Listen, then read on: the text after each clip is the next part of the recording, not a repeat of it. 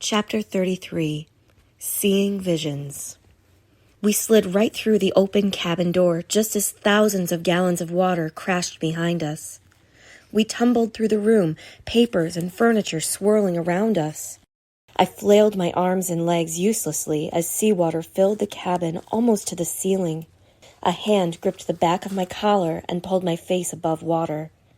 "Sai! Here! Grab on!" Bo clung to a post near Rian's bed.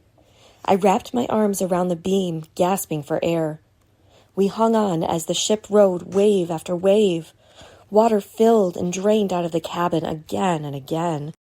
With every swell, I braced myself for the Prosperity to be crushed by the force and keel over. But after long, tense minutes, the waves began to weaken. Bo looked at me.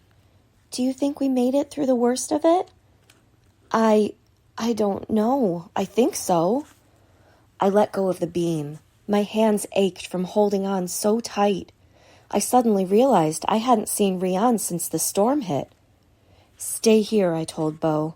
"Hide yourself and don't come out until I get you." I splashed through the knee-high water toward the door. Rain pelted my face as I stepped onto the main deck. I could hear the crew shouting to one another and the voice of Dr. Pinching coming from the decks below. A thin stream of smoke floated up from the companionway.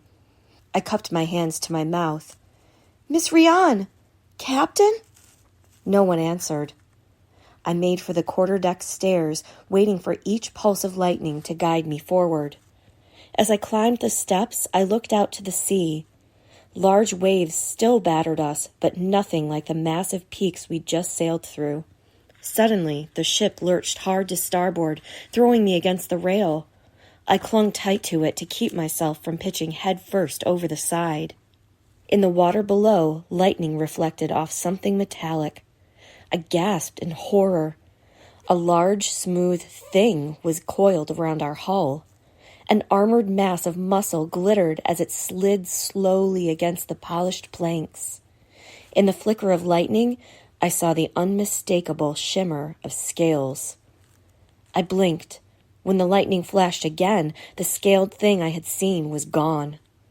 I flew up the steps onto the quarterdeck. Fear rattled my voice as I shouted, "Captain!" The wheel spun free, unmanned. Whatever had jammed up the rudder was gone now. I could feel it in the loose movement of the ship. "Captain!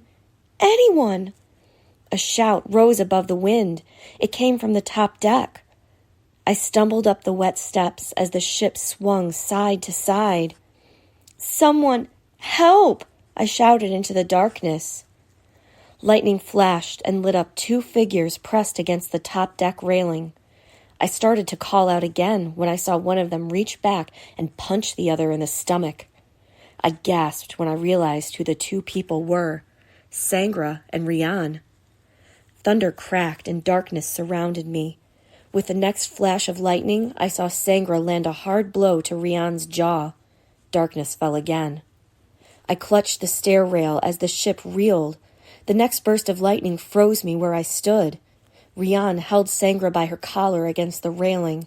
The captain was bent backward, her body arched dangerously over the water below. Darkness returned. The ship rocked hard, knocking me onto my hands and knees. I stayed down and held my breath, listening, but I could hear only rain pelting the deck boards.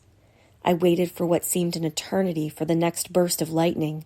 When it came, Sangra was gone. Rian stood with her hands on the rail, looking down. She turned and her eyes, wild as the sea, met mine. Then the darkness swallowed us both.